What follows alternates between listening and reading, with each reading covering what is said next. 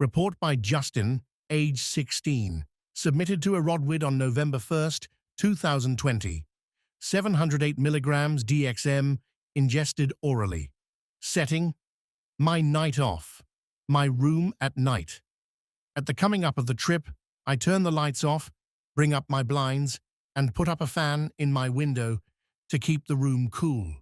A big bucket of ice water with washcloths sits next to my bed in the event of robo-itch if I get too hot, to play with the water to amuse myself, or if I just plain feel like experimenting with my sense of touch. Tool's latest album, Lateralis, is the soundtrack for my little 5-hour vacation. On the onset, I have it looped to Prodigy's Smack My Bitch Up and some of Pink Floyd's Dark Side of the Moon.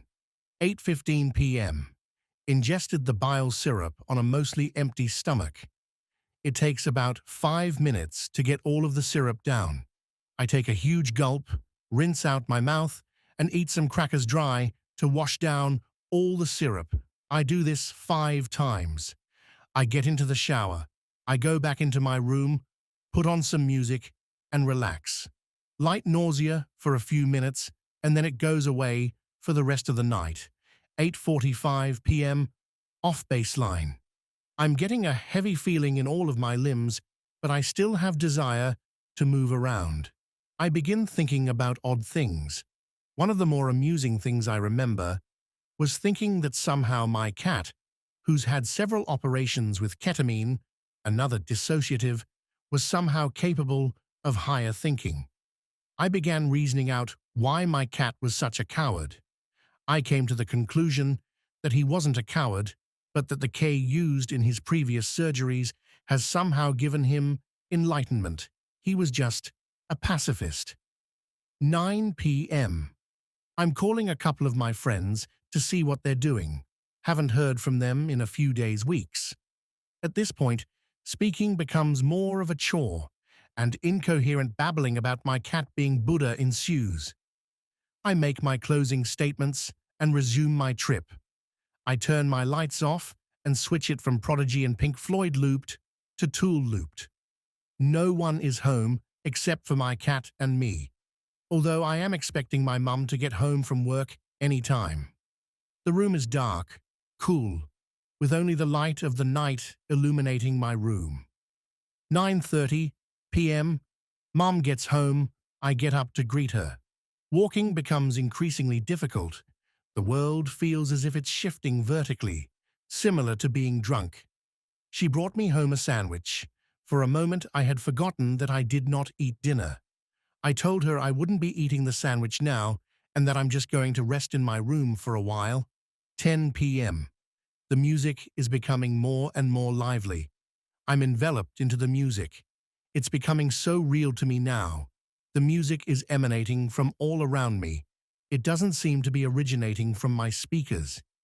It's so loud and peaceful, yet at the same time, relaxing and chaotic, all at the same time. It's as if I've experienced the events and feelings that must have inspired the lyrics to the album. At this point, I am no longer in my room. I am in a dark, blue, water-lit cave. The music fills the air.